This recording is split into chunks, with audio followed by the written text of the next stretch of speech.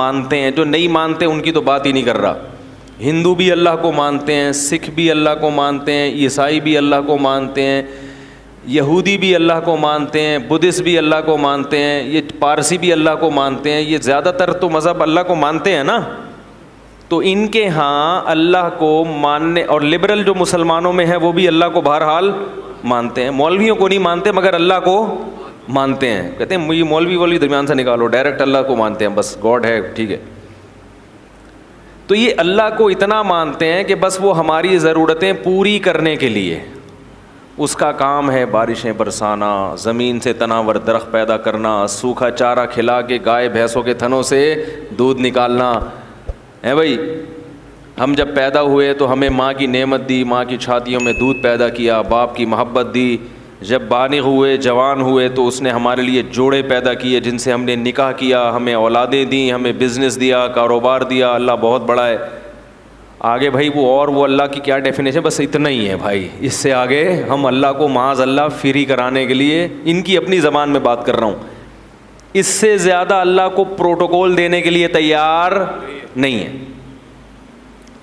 ہندو بھی مانتا ہے اللہ, عیسائی بھی مانتا ہے اللہ, اور جو تھوڑی بہت اللہ کی عبادت بھی کرتے ہیں نا وہ بھی اپنے مطلب کے لیے. بھائی ہندو لوگ مندر میں کیوں جاتے ہیں؟ بھگوان کی پوجا کرنے کے لیے نا. تو اس کا مقصد بھی کیا ہوتا ہے, کسی نے بتایا ہوتا ہے, پنڈت جی نے, یہ والا بھگوان تمہارا یہ والا کام کرے گا. آئی بات سمجھنے وہ کیا کرے گا, یہ والا کام. سیٹنگ ہو رہی ہے, شادی نہیں ہو پا رہی, تو وہ والے بھگوان کے پاس جاؤ, اس کو تربوز چڑھاؤ. آئی بات سمجھنے, یا ناریل چڑھاؤ, کچھ کرو اس کے. اس کو کوئی تربوز چڑھاتے ہیں, کوئی پتہ نہیں تربوز چڑھاتے نہیں چڑھاتے, لیکن ناریل تو سنا ہے کہ کیا خیال ہے. تو یہ چیزیں اس کو چڑھاؤ گے تو وہ آپ کے کیا کرے گا, کام آئے گا.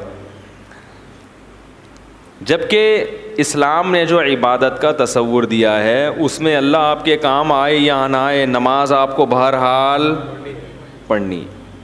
لطیفہ پرانا ہو گیا, میں سنا دیتا ہوں دوبارہ, بہت پرانا ہو گیا, لیکن نئے لوگ بھی آ رہے ہیں نا. کئی بار سنا چکا ہوں, تو پرانے لوگ ہیں وہ بور ہوں گے, لیکن سبق بہت ہے اس میں. ایک دیہاتی آدمی نماز نہیں پڑھتا تھا. کیا نہیں کرتا تھا؟ اسے مولوی صاحب نے کہا نماز پڑھا کر. اس نے کہا کہ اگر میں نماز پڑھوں گا نا تو میری گائے بھینسوں کی رکھوالی کون کرے گا؟ مولوی صاحب نے کہا دیکھ, نماز پڑھنے سے رزق میں برکت ہوتی ہے. تو نماز جب پڑھے گا تو تیری بھینسیں اور زیادہ دودھ دیں گی, کیونکہ اللہ کی عبادت سے برکت ہوگی. تو ایک دن اس نے کہا چلو ٹرائی کرنے میں کوئی حرج نہیں ہے. فجر کی نماز پڑھی, گھر گیا تو ایک بھینس مر گئی. بھینس کیا ہو گئی؟ اس نے کہا یہ کیا ڈرامہ ہے یار. مولوی صاحب کے پاس آیا کہ آپ نے تو کہا تھا بھینسیں دودھ دیں گی, میری تو بھینس مر گئی. مولوی صاحب نے کہا اصل میں اللہ تمہارا امتحان لے رہا ہے کہ تم کتنے مضبوط ہو ایمان میں. تو ایک دو ہوگا, پھر اس کے بعد ڈبل ہو جائے گا دودھ. اس نے کہا چلو ٹھیک ہے. ظہر میں آیا, گیا, دوسری مر گئی. پھر امام صاحب کے پاس آیا. امام صاحب نے کہا ابھی امتحان کی کچھ کڑیاں کیا ہیں, سخت کڑیاں ہیں, اور یہ ابھی کچھ گھڑیاں باقی ہیں امتحان کی. پھر آ گیا, عصر پڑھنے گیا تو ایک اور بھینس مر گئی. تو ایک کٹا ہوتا ہے نا بھینس کے چھوٹے چھوٹے بچے, وہ بہت شور مچا رہا تھا. تو یہ اس کو کہتا ہے زیادہ شور نہیں مچا, تو خالی 2 نفل کی مار ہے. تو کیا ہے, یعنی تیرے پیرنٹس کو مارنے کے لیے نا 4 فرض پڑھنے پڑے ہیں. وہ بڑے بڑے بھینسے تھے, تو اتنا سا ہے 2 نفل پڑھوں گا اور مر جائے گا. تو وہ کیوں نماز پڑھ رہا تھا, دانت میں کچھ پھنسا ہوا ہے.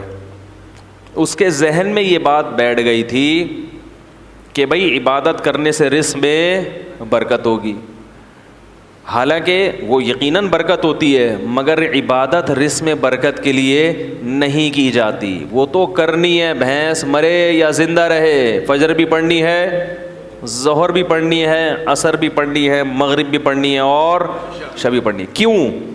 اس لیے نہیں کہ رزق میں برکت ہو. ہم نماز اس لیے تھوڑی پڑھتے ہیں اس لیے کہ جو کھلا رہا ہے پالیسی بھی اسی کی چلے گی.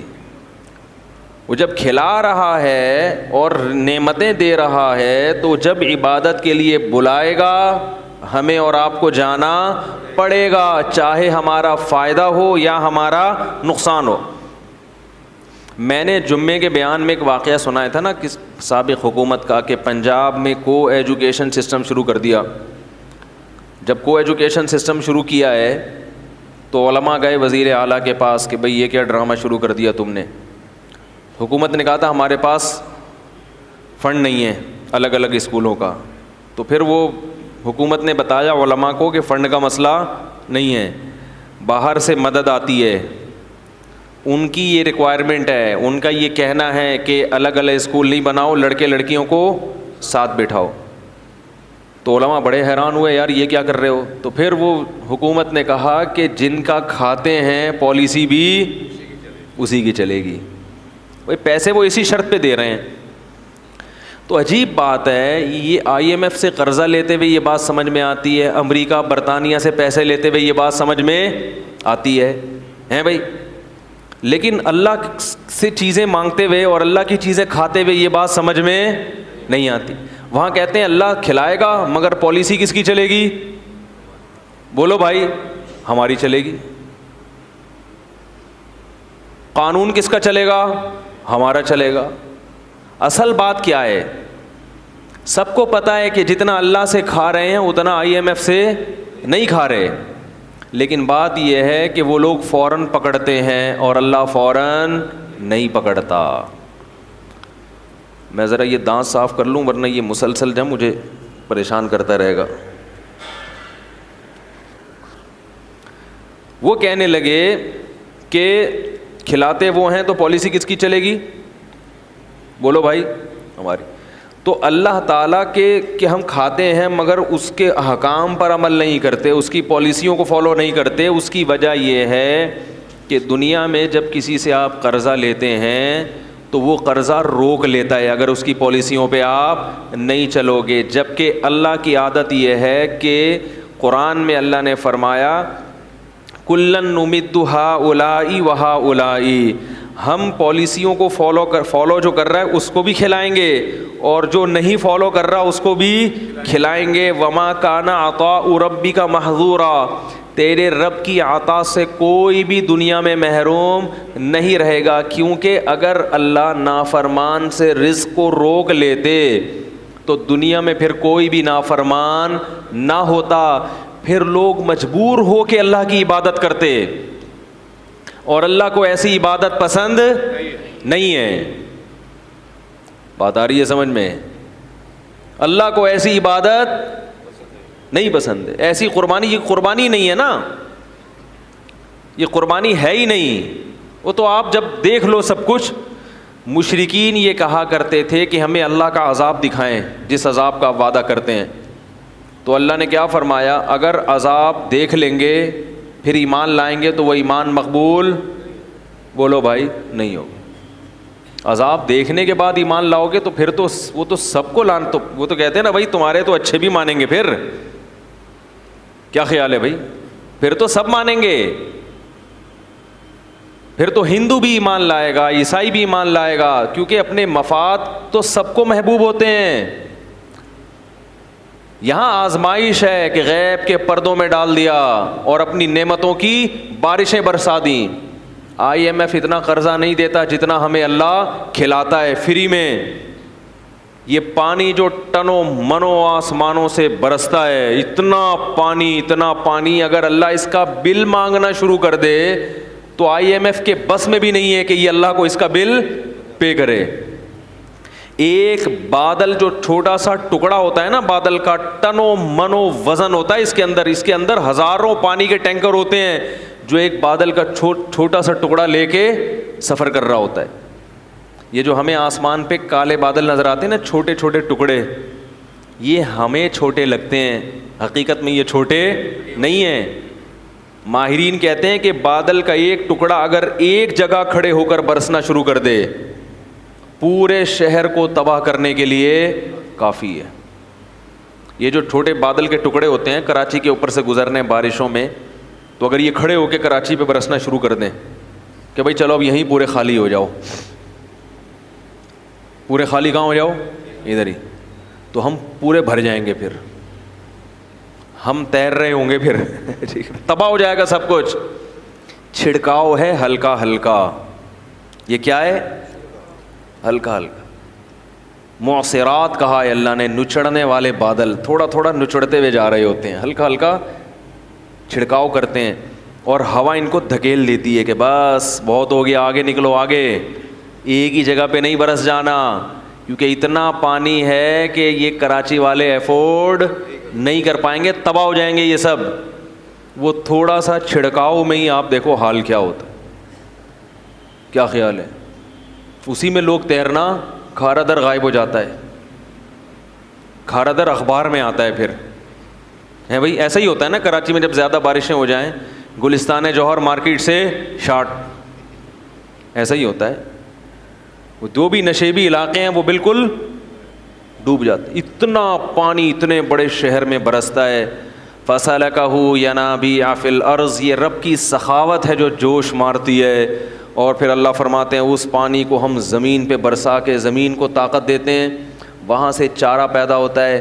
پھر زمین کی دراڑوں میں جہاں بھی زمین کو جگہ نظر, پانی کو جگہ نظر آتی ہے نا, سوراخ کہیں بھی, پانی اس میں داخل ہوتا ہے. پھر مٹی میں اللہ نے فلٹر لگائے ہوئے ہیں, وہ فلٹر پانی کو ایسا صاف کرتے ہیں جراثیم سے کہ ہزاروں سال بعد بھی مٹی سے پانی نکالو تو وہ آپ کو بالکل تازہ ملے گا پانی, اس میں ذرہ برابر بھی خرابی پیدا نہیں ہوگی. اور پھر اس پانی کو جب زمین میں داخل کرتے ہیں تو کرتے کرتے ایک جگہ جا کے اس کو بریک لگا دیتے ہیں کہ بھائی اس سے زیادہ نیچے مت جانا, کیونکہ انسان کے لیے اس کو زمین میں اسٹور کیا ہے, لہذا اتنا نیچے مت جانا کہ انسان کی دسترس سے باہر ہو جائے. تبھی ہم کنویں کھود کھود کے پانی, بولو بھائی, نکال رہے, جتنا نکالو اتنا اور آ جاتا ہے, اور آ جاتا ہے, اور آ جاتا ہے. یہ کیا ہے سب؟ KPK میں بعض زمینوں پہ گیا, وہاں ٹیوب ویلیں لگی ہوئی ہیں, پانی آ رہا ہے اور وہ کھیتیاں اس سے آباد ہو رہی ہیں. میں نے پوچھا یار یہ پانی تو میں تو 2 دن سے ہوں, 2 دن سے پانی نکلتا ہوا دیکھ رہا ہوں آپ. انہوں نے کہا آپ 2 دن سے, ہم 40 سال سے دیکھ رہے ہیں. 40 سال سے کیا ہو رہا ہے, ٹیوب ویل سے مسلسل پانی نکل رہا ہے. تو پھر اس کے ہمارے ابا دادا بھی بتاتے ہیں ہم جب پیدا ہوئے تھے تو یہ پانی نکل ہی رہا تھا, اتنا پانی زمین میں. اور صوبہ سرحد جو ہے KPK وہ اونچائی والی جگہ پہ ہے, وہ نشیبی جگہ پہ نہیں. جتنا اونچائی پہ جائیں گے اتنا پانی زیادہ. عجیب بات ہے یا نہیں ہے؟ پانی کی تو صفت ہے نیچے جانا, لیکن کشمیر میں پانی زیادہ ہے اور کراچی میں کم ہے. حالانکہ کراچی سمندر کی سطح کے بالکل برابر ہے, لیکن سطح سمندر سے اوپر جا رہے ہیں تو پانی اور زیادہ ہوتا چلا جا رہا ہے. سوال پیدا ہوتا ہے پانی تو نیچے آتا ہے, اوپر تھوڑی جاتا ہے پانی. لیکن جتنی بلندی پہ, میں ایسے ایسی علاقوں میں گیا ہوں 7000 فٹ بلندی, آکسیجن نہیں ہوتی وہاں پہ, سانس لینے میں دشواری, مگر پانی کے چشمے پہاڑوں کی نوک سے پھوٹ رہے ہیں, کیونکہ وہ بھی زمین ہے وہاں, اس کو بھی اللہ نے کیا کرنا ہے, بولو بھائی, آباد کرنا ہے اللہ نے. پہاڑوں کے اوپر پانی جاتا ہے اور بالکل چوٹی سے نکل کے نیچے بہنا شروع ہوتا ہے. اسی وجہ سے اللہ نے کہا ہم نے زمین میں دریا اور چشمے جاری کر دیے. پھر پانی کا ایک الگ سسٹم ہے, جیسے بالکل ہم لوگ چیزیں اسٹور کرتے ہیں نا بھائی, جیسے ہم بقرعید کے گوشت سے حلیم پکاتے ہیں نا محرم میں, میں تو نہیں پکاتا, یہ لوگ پکاتے ہیں, تو وہ کہاں اسٹور کرتے ہیں, فریج میں. کیا خیال ہے بھائی؟ کیونکہ محرم میں پھر کہاں سے ملے گا اتنا گوشت, تو لوگ بقرعید کے گوشت کو کیا کر دیتے ہیں, اسٹور کر دیتے ہیں, جب محرم میں اسی سے حلیم پکے گا, تو فریز کر دیا جاتا ہے نا. ایسے ہی گرمیوں میں پانی کی ضرورت زیادہ ہوتی ہے, تو اللہ تعالیٰ کیا کرتے ہیں کہ جو ٹھنڈے علاقے ہیں وہاں پانی کو برف کی شکل میں اسٹور کر دیتے ہیں. نہیں آ رہی میرا خیال ہے, قرآن نے اس کا بھی تذکرہ کیا کہ آسمان سے برف نازل ہوتی ہے, وہ برف کے بڑے بڑے پہاڑ وہ سب کیا ہے؟ قدرتی فریج ہے جس میں کوئی ڈور نہیں ہے، دروازہ نہیں ہے، کوئی بجلی نہیں دینی پڑ رہی اس کو. وہ اللہ تعالیٰ آسمان سے ہی برف بنا کے اس کو زمین پہ، بولو نا بھائی، نازل کر کے بڑے بڑے تودے گلیشیئر بنا دیتے ہیں. وہ گلیشیئر اسٹور ہو جاتے ہیں، بالکل صاف ستھرا پانی ہوتا ہے، وہ ایک دم نیٹ کلین پانی، صاف ستھرا. وہ پانی بڑے بڑے گلیشیئر کشمیر میں اور کیٹو کی پہاڑیوں پہ ادھر کیا ہو جاتے ہیں؟ پورے پورے برف کے پہاڑ بن جاتے ہیں.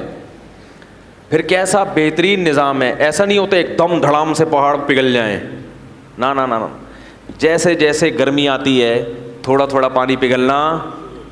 وہ پانی پگھل کے پہلے چھوٹی چھوٹے چشموں میں، پھر نہروں میں، پھر بڑے بڑے دریاؤں میں، پوری دنیا کو سیراب کرتا ہوا کہاں سے چلتا ہے اور کدھر سمندر میں آ کے، بولو بھائی، گرتا ہے. پھر وہ یہ سب کو سیراب کرتا ہوا ہے، کیونکہ اللہ کو پتا ہے پوری دنیا کو آباد کرنا ہے میں نے.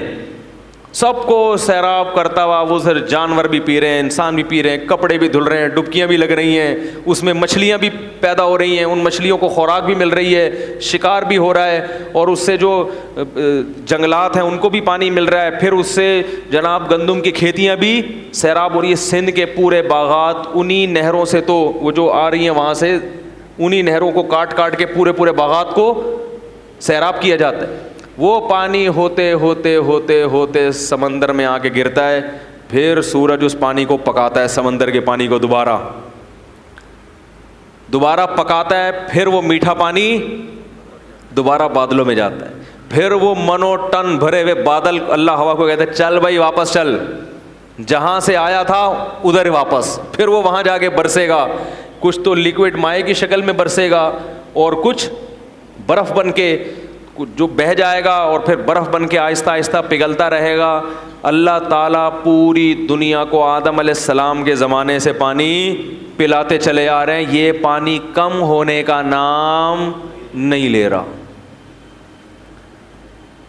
اتنا زبردست سسٹم ہے نا بارش کا. ایک سائنسدان نے کہا ہے کہ یہ جو بارش کا نظام ہے نا، یہ اتنا پیچیدہ اور اتنا دلچسپ نظام ہے کہ یہ نظام خود بخود وجود میں نہیں آ سکتا. یہ غیر مسلم کے الفاظ ہیں. اور ہمارے یہاں کیا کہتے ہیں؟ پانی ختم ہو رہا ہے، نسل کو بولو بھائی روکو. پانی ختم نہیں ہو رہا. یہ الو بنانے کی باتیں ہیں، کیونکہ پانی ختم جب ہوگا جب وہ فنا ہو رہا ہو. پانی ایک حالت سے دوسری حالت میں تبدیل ہو کے بالآخر کہاں جاتا ہے؟ سمندر میں، پھر دریا. وہ سارا سائیکل ہو رہا ہے، یہ پورا چکر ہے، یہ ضائع ہوتا ہی نہیں ہے. اور کتنے لاکھوں گیلن، کروڑوں گیلن پانی سمندروں میں ضائع ہو رہا ہے. تو ہماری حکومتیں اپنی سستی کہ بھئی پانی کو اسٹور کرنے کا کوئی انتظام نہیں ہے. ڈیم بنانے کی بات کرو تو سیاسی جھگڑے. کیا خیال ہے؟ تو پانی کو اسٹور کرنے کا خود کا کوئی انتظام ہے نہیں، اور ڈال دیتے ہیں کس پہ؟ کہ نسل روکو. آئی بات سمجھ میں؟ یہ ایسے ہی جیسے گھر میں کوئی سست باپ ہو نا، سست باپ ٹھیک ہے نا. بیگم نے اپنے سسرالیوں کو بلا لیا، اپنے میکے والوں کو دعوت کے لیے. اب اتنا بڑا کولر رکھا ہوا ہے لا کے، کہا جا رہا ہے بھائی گھر میں 20 افراد آ رہے ہیں تو آپ ایسا کریں اس کو بھرنے کا انتظام کر لیں. تو آپ سستی میں وہ تو کولر بھرنے کے لیے تیار نہیں ہے. آپ کہہ رہے ہیں 20 افراد کے بجائے 5 کو بلاؤ. کس کو بلاؤ؟ 5 کو. تو یہ اس لیے نہیں کہ پانی کی کمی ہے، یہ اس لیے کہ آپ کیا ہیں؟ سست. تو حکومت جب کہتی ہے نا کہ نسل روکو، پانی کے ذخائر کم ہو رہے ہیں، تو یہ حکومت اپنی سستی کس پہ نکال رہی ہے؟ ہم اور آپ پہ نکال رہی ہے. نہیں یاری میرا غلط بات سمجھ. تو اللہ کی طرف سے رزق برس رہا ہے، ہم پانی بھی پی رہے ہیں. اگر ایک پانی اللہ روک لینا، خدا کی قسم IMF قرضے دینا چھوڑ دے، اتنا نقصان نہیں ہے، کھاتے پیتے پھر بھی رہو گے. لیکن ایک پانی آسمان سے برسنا ختم ہو جائے تو دیوالیہ نکل جائے انسانوں کا. لوگ ان ڈالر اور سونے اور چاندی کے سکوں کو بھول جائیں گے. اکثر میں ایک واقعہ بیان میں سناتا ہوں. ایک بادشاہ نے ایک بزرگ سے کہا کہ میں آپ کو اپنی آدھی سلطنت گفٹ میں دینا چاہتا ہوں. کس میں دینا چاہتا ہوں؟ آپ کو آدھی سلطنت مل جائے تو آدمی تو خوشی سے بے ہوش ہو جائے نا. ان بزرگ نے کہا کہ میری نظر میں تیری اس سلطنت کی قیمت مچھر کے پر کے برابر بھی نہیں ہے. بھائی کیوں بھائی؟ انہوں نے کہا میرے پاس جو نعمتیں ہیں نا, جو گاڈ گفٹڈ نعمتیں جو اللہ نے مجھے بغیر کسی محنت کے دی ہیں, ان نعمتوں کی قیمت تیری اس سلطنت سے زیادہ ہے. بادشاہ بڑا حیران ہوا, یار یہ دیکھنے میں تو فقیر سا لگتا ہے, کپڑے بھی دیکھو پھٹے پرانے, اور اس کے پاس اتنی دولت اور اتنا کچھ, اس کے پاس سرمایہ پتہ نہیں کہاں چھپا کے رکھا ہوا ہے اس نے, جو میری پراپرٹی سے بھی زیادہ ہے. تو بادشاہ نے بلا لیا. بادشاہ لوگ تو بڑے لالچی ہوتے ہیں نا, بھائی کہاں رکھا ہوا ہے بھائی. تو بادشاہ نے بلا لیا. تو بادشاہ نے کہا کہ آپ شکل سے تو اتنے مالدار نہیں لگتے, لیکن آپ نے جو یہ کہا کہ آپ کے پاس اتنی قیمت کی چیزیں ہیں, تو یہ کہاں ہیں؟ بزرگ کو پتا تھا ایسے سمجھاؤں گا اس کی سمجھ میں نہیں آئے گا, مثال سے بات سمجھ میں آتی ہے نا. کیا خیال ہے بھائی؟ لوگ مجھے کہتے ہیں بیان میں قرآن حدیث کم ہوتا ہے, مثالیں ادھر ادھر کی زیادہ ہوتی ہیں. قرآن حدیث ہوتا ہے, اسی کو سمجھانے کے لیے مثالیں دی جاتی ہیں. خود قرآن اور حدیث میں اللہ کے نبی نے بہت سی مثالیں دی ہیں, عام انسانوں کی مثالیں دی ہیں, مچھر کی مثالیں دی ہیں. تو مثال جس کو ایگزامپل کہتے ہیں, وہ بات کو سمجھانے کے لیے, تو اپنی بات سمجھانے کے لیے نہیں, قرآن اور سنت ہی سمجھانے کے لیے. ورنہ قرآن تو پڑھ لیں آپ, سبھی پڑھتے ہیں, اس کو ڈیفائن کرنا یہ مشکل کام ہوتا ہے کہ یہ کس طرح سے لوگوں کے دماغ میں یہ بات اتر جائے. خود نبی نے بھی بہت سی مثالیں دی ہیں, اپنی بات کو سمجھانے کے لیے نبی کیا دے رہے ہیں؟ مثالیں. حالانکہ آپ بات کہہ کے خاموشی اختیار کر لیتے, لیکن آپ کو معلوم تھا کہ میں اپنی بات سمجھانے کے لیے بھی کیا دوں گا؟ مثال دوں گا, تو بات سمجھ میں آئے گی. تو اسی وجہ سے شاعر لوگ کہتے ہیں نا, مثال جو سلجھی ہوئی چیز ہے اس کو کیا کہتے ہیں؟ شاعر نے کہا ہے نا, خوابوں کی طرح تھا نہ خیالوں کی طرح تھا, وہ شخص ریاضی کے سوالوں کی طرح تھا, الجھا ہوا ایسا کہ کبھی کھل نہیں پایا, سلجھا ہوا ایسا کہ مثالوں کی طرح تھا. یہ شاعروں کے باولے ہونے کی ایک مثال ہے. یہ جو میں نے شعر پڑھا ہے نا, یہ بیٹھ کے قلابیں ملاتے رہتے ہیں. شاعر, سارے شاعر باولے نہیں ہوتے, ذہن میں رکھیں. ایک شاعر اپنی محبوبہ کے بارے میں کہہ رہے ہیں کہ پتہ نہیں کیا ڈرامہ ہے, سمجھ میں نہیں آ رہا, سمجھ میں آ ہی نہیں رہی ہے. تو کہہ رہے خوابوں کی طرح تھا نہ خیالوں کی طرح تھا, وہ شخص ریاضی کے, جیسے ریاضی کے پیچیدہ سوال ہوتے ہیں نا, اس قسم کی چیز ہے بھائی. وہ بیلنس بھی ڈال دیا ہے بھائی, ٹھیک ہے, سارے خرچے بھی پورے کر دیے. تو الجھا ہوا ایسا کہ کبھی کھل نہیں پایا, ایسا الجھا ہوا کہ آپ کھول ہی نہیں سکتے اس کو. سلجھا ہوا ایسا کہ مثالوں کی طرح تھا. لیکن سمجھ میں آ رہا ہے کہ بھائی یہی ہے میرے لیے, صحیح ہے نا. جب جان چھڑانے کی بات کرو تو ایسا سلجھا ہوا کہ بھائی اس میں کیا خرابی ہے. پھر آخر میں کہتا ہے شطرنج کی الجھی ہوئی چالوں کی طرح تھا. سمجھ میں آ رہی ہے بات؟ نہیں آ رہی تو یہ زیادہ اچھا ہے. اس قسم کی باتیں سمجھ میں آئیں تو خطرناک ہے, نہ سمجھ میں آئے تو زیادہ اچھا ہے. خیر, تو مثال سے بات سمجھ میں آتی ہے. کیا کہہ رہا تھا میں؟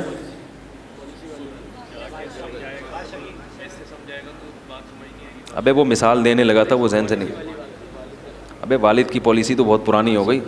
بادشاہ, ہاں, تو ان بزرگ نے بادشاہ کو مثال سے سمجھایا. وہ بادشاہ بزرگ سے کہہ رہا تھا نا کہ بھائی کی کون سی چیز ہے, تو ان بزرگ نے بادشاہ سے کہا کہ بادشاہ سلامت, ایک مثال ہے, اور مثال اکثر فرضی ہوتی ہیں. ان کو لوگ کہتے ہیں فرضی قصے سنا رہا ہے, تو فرضی بھی ہوتی ہیں کہ فرض کر لو تھوڑی دیر کے لیے, تو کیا ہوگا. تو انہوں نے کہا کہ بزرگ نے کہ فرض کرو بادشاہ سلامت, آپ کو پیاس لگ رہی ہے, ایک پیالہ پانی آپ کے پاس رکھا ہوا ہے, لیکن آپ کو ایک بیماری لگ گئی کہ وہ پانی جب آپ پیتے ہیں تو الٹی ہو کے نکل آتا ہے. وہ پانی الٹی ہو کے, اب پوری ایڑی چوٹی کا زور لگا لیا مگر وہ پانی حلق میں گھسنے کے لیے تیار نہیں, ایسی بیماری لگ گئی. تو بادشاہ سلامت آپ کیا کرو گے؟ بادشاہ نے کہا علاج کروں گا بھائی, الٹیاں رکیں. وہ کون سی گولی آج کل آ رہی ہے الٹیوں کی مشہور, وہ گرینیٹ کچھ اس طرح, گریوینیٹ کھاؤں گا. اس زمانے میں جو بھی گریوینیٹ ٹائپ کی چیز ہوتی تھی, بھائی الٹی روکنے کے لیے گریوینیٹ کھاؤں گا, یہ کھاؤں گا, وہ کھاؤں. اس نے کہا سب کچھ کر کے دیکھ لیا مگر فائدہ نہیں ہو رہا.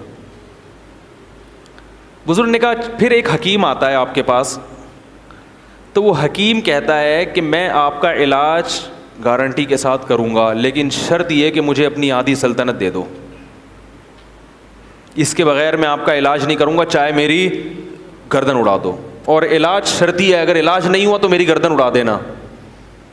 بادشاہوں کا کام تو پہلے یہی ہوتا تھا, یہ ہو گیا تو گردن اڑا دو, نہیں تو سمجھ رہے ہیں. تو بادشاہ نے کہا بھائی اگر اس قسم کا حکیم آئے گا اور مجھ سے آدھی سلطنت مانگے گا, تو بزرگ نے کہا اپنی آدھی سلطنت دے دو گے؟ بادشاہ نے کہا دینی پڑے گی بھائی, کیونکہ اس سلطنت کا میں کیا کروں گا کہ پانی حلق میں, بولو نا یار, اتر ہی نہیں رہا, کیا کرنا ہے اسی سلطنت, مر جائیں گے ویسے ہی پیاس سے, اور تڑپ تڑپ کے مریں گے. اس نے کہا چلو جی, آپ نے آدھی سلطنت اس کو دی, اور اس نے کوئی ایسی دوا کھلائی, اب وہ پیالہ آپ کے حلق میں اتر گیا. اب اگلا پروسیس کیا ہے, پیشاب بن کے نکل جائے. اب وہ وہاں رک گیا, پیشاب بند ہو گیا, اب وہ پانی پیشاب بن کے نکلتا نہیں.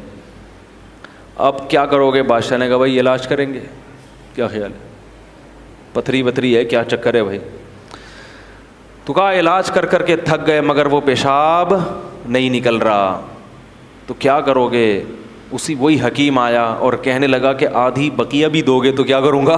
دوا کھلاؤں گا اور یہ پیشاب نکل جائے گا. بادشاہ نے کہا بھائی کیا کرتا, پیشاب سے تو مر جائے گا نا تکلیف سے انسان, یہ عذاب سے مرنے سے بہتر ہے کہ غریب ہو کے زندہ رہ لے آدمی. بادشاہ نے کہا اپنی آدھی سلطنت بھی اس کو دے دوں گا. بزرگ نے کہا یہ ہے تیری سلطنت کی اوقات, ایک پیالہ پانی اور ایک پیالہ پیشاب, اس کے برابر ہے تیری سلطنت. میرا رب مجھے روزانہ درجنوں گلاس پانی پلاتا ہے فری میں, اور پیشاب بنا کے